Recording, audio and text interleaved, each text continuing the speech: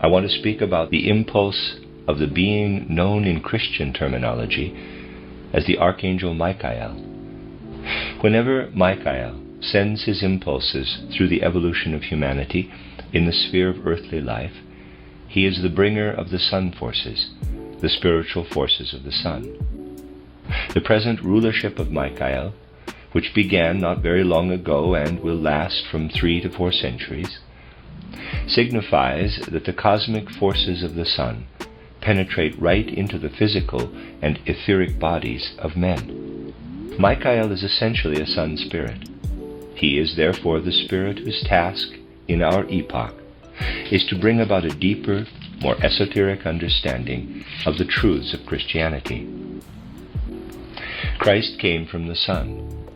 Christ, the sun being, dwelt on the earth in the body of Jesus and has lived since then in supersensible communion with the world of men. But before the whole mystery, connected with Christ, can reveal itself to the soul, mankind must become sufficiently mature, and the necessary deepening will, to a great extent, have to be achieved during the present age of Michael. We are living in a very early period of the Michael age, and what we now possess as intelligence is still only just beginning to unfold in the general consciousness of mankind. In time to come, this intelligence will have an altogether different character. It was in the age of Alexander, and for a few centuries previously, that Michael had exercised his former earthly dominion.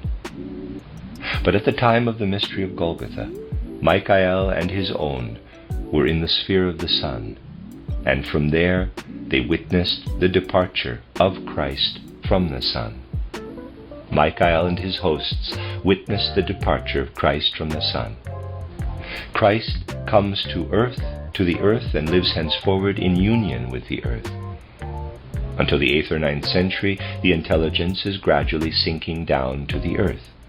Men begin to ascribe what they call knowledge, what they unfold in thoughts, to their own personal intelligence. Michael sees that what he has administered through eons is now to be found within the souls of men on earth. I will now indicate briefly how Michael and his hosts have striven in order that from this present Michael age onward they may once again take hold of the intelligence that fell away from them in the heavens. Michael, who has been striving from the sun for those on earth who perceive the spiritual in the cosmos, desires henceforward to establish his citadel in the hearts and in the souls of men on earth.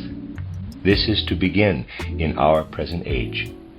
Christ as a sun being is to arise within humanity through Michael, the sun spirit, who has always ruled over the intelligence, who can now no longer administer it in the cosmos, but desires in future time to administer it in and through the hearts of men. In the Grail stream, we find the striving in which account is taken of the fact that the intelligence must in future be found on earth, since it no longer flows down from the heavens. The import of what I have just described to you breathes through the whole legend of the Grail. The knights of King Arthur bore within them the urge to seek for Christ in the sun, and they would not abandon their conviction that the sun is the fount of Christianity. Hence their feeling that they were bringing the heavens down to the earth, that their Michael battles were being waged for Christ, who works from the rays of the sun.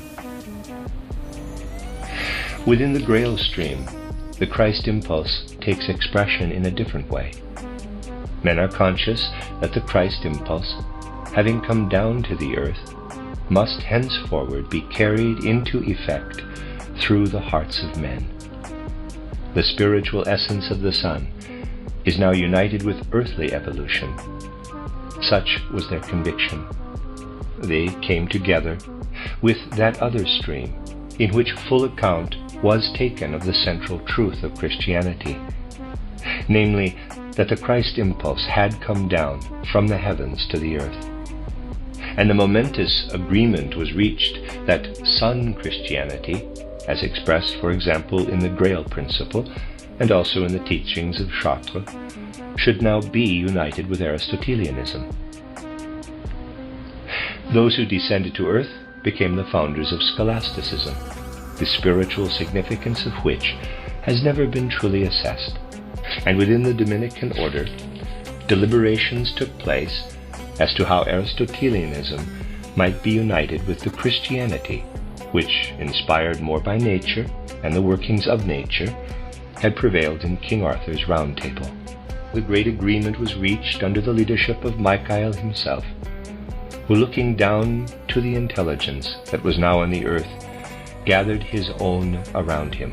The great and mighty supersensible school was instituted under the leadership of Michael, embracing all those souls in whom the impulses of paganism still echoed on, but who were nevertheless longing for Christianity, and those souls who had already lived on the earth during the early centuries of Christendom, and who bore Christianity within them in the form it had then assumed. A Michael host gathered together in supersensible realms, receiving in the spiritual world the teachings which had been imparted by the Michael teachers in the old Alexander time, in the time of the Grail tradition, and which had also taken effect in impulses like that going out from Arthur's Round Table. A vista was opened into the future, when in the last third of the 19th century, Michael would again be working on earth, and when all the teachings given forth in this heavenly school, under Michael's own leadership in the 15th and 16th centuries, were to be carried down to the earth. If you seek for the souls who gathered around this school of Michael at that time, preparing for the later period on earth, you will find among them very many who now feel the urge to come to the anthroposophical movement, preparing to carry down a cosmic Christianity again to the earth, into the true Michael movement, the movement that is predestined to bring about the renewal of Christianity.